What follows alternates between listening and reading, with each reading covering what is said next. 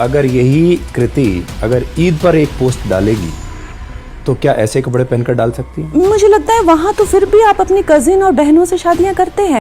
साथियों, सबसे पहले तो 2017 का एक कल्चरल शॉक लेते जाइए कंगना जी की तरफ से। रक्षाबंधन के मौके का ही एक ऐड है, और जहां तक रही बात कपड़ों की तो रहने देते हैं, कंगना के स्तर तक नहीं जाते हैं।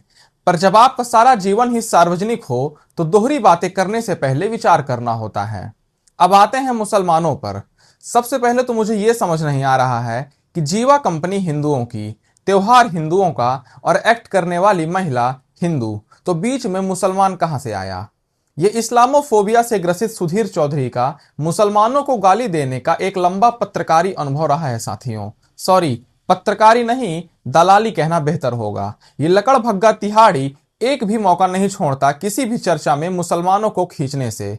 अब इस अति उत्साही जाहिल कंगना को ये बताना चाहता हूं, वैसे तो सब जानते हैं कि शादी मुसलमान अपनी सगी बहन से नहीं करता।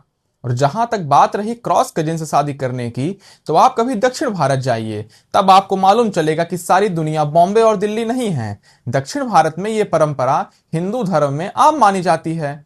और आपको ये बात कितनी समस्या वाली लगती है, इसका एहसास मुझे नहीं है। पर सुधीर चौधरी इस पूरी चर्चा में आखिरकार मुसलमानों को घुसाया ही क्यों? क्या देश के टैक्स पेयर के पैसों से चलने वाले चैनल पर बैठकर अब हमें यह डिस्कस करेंगे कि किसका क्या और कितना दिखाना चाहिए? मुसलमान अपने त्योहारों में क्या पहनेगा और हिंदू अपने त्योहारों में क्या पहनेगा? क्या अगर ऐसी ही चर्चा एक मुसलमान एंकर एक मुसलमान महिला के साथ एक स्टूडियो में बैठकर करे, तो शायद उस स्टूडियो को रोम जिहाद का नाम दे दिया जाएगा साथियों।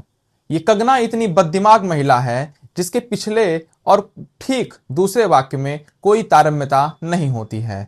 10 साल से इसका बॉलीवुड का कैरियर जमीन छू रहा है। पर हाँ, रिलेवेंट बने रहना है तो कुछ भी सोच करते रहिए।